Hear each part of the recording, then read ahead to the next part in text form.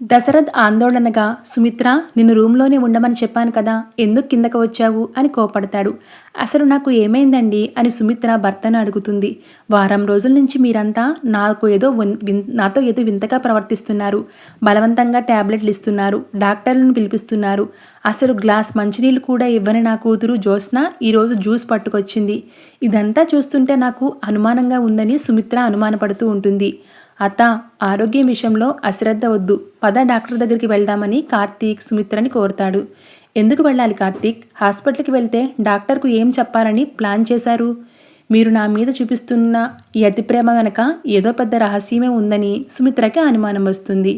ఎవండి, మీరైనా నిజం చెప్పండి అని సుమిత్ర భర్త దశరథ్ను వేడుకుంటుంది.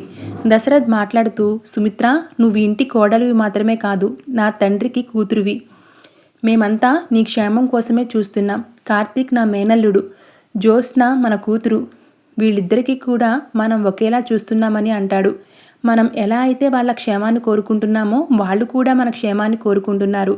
కార్తీక్ అడిగినప్పుడు రాకుండా ఎందుకు మొండికేస్తున్నావు అని భార్యని అడుగుతాడు.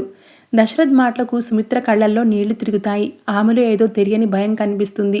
సుమిత్ర మాట్లాడుతూ, నాకు అర్థమైపోయింది, మీరెవ్వరూ నిజం చెప్పరు. ఇప్పటివరకు నాలో చిన్న భయం ఉండేది, కానీ ఇప్పుడు ఆ భయాన్ని నన్ను చంపేస్తుందేమో అనిపిస్తుంది అంటూ సుమిత్ర మాటలకు దీప సమాధానమిస్తూ, అమ్మా, మీకు ఏం కాదు, మీరు ధైర్యంగా ఉండండి అని ధైర్యాన్ని ఇస్తుంది.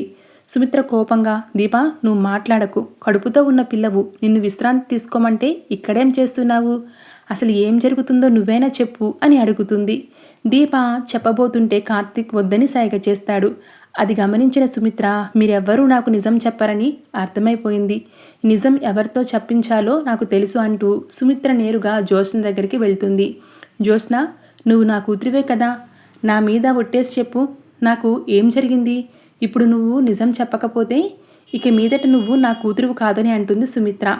దీప కంగారుగా, జ్యోత్స్న వద్దు, చెప్పకు అంటూ సైగ చేస్తుంది. నిజం చెప్తావా లేక అందరిలాగా నన్ను భయంతోనే చావమంటావా అంటూ జ్యోత్స్నను సుమిత్ర నిలదీస్తుంది. దాంతో జ్యోత్స్న ఒక్క క్షణం ఆలోచించి, తాను కన్న కూతుర్ని కాదనే విషయం తెలియకుండా ఉండాలంటే నిజం చెప్పడమే బెటర్ అని నిర్ణయానికి వచ్చేస్తుంది. దీప వారించిన వినకుండా జ్యోత్స్న నిజాన్ని బయటపెట్టింది. జ్యోత్స్న గట్టిగా, అవునమ్మా, నీకు హెల్త్ ప్రాబ్లం ఉంది, నీకు బ్లడ్ క్యాన్సర్ అంటూ నిజాన్ని సుమిత్రకి చెప్పేస్తుంది. ఆ మాట వినగానే సుమిత్ర గుండాగినంత పనవుతుంది. ఏంటి, నాకు బ్లడ్ క్యాన్సరా అంటూ కుప్పకూలిపోతుంది.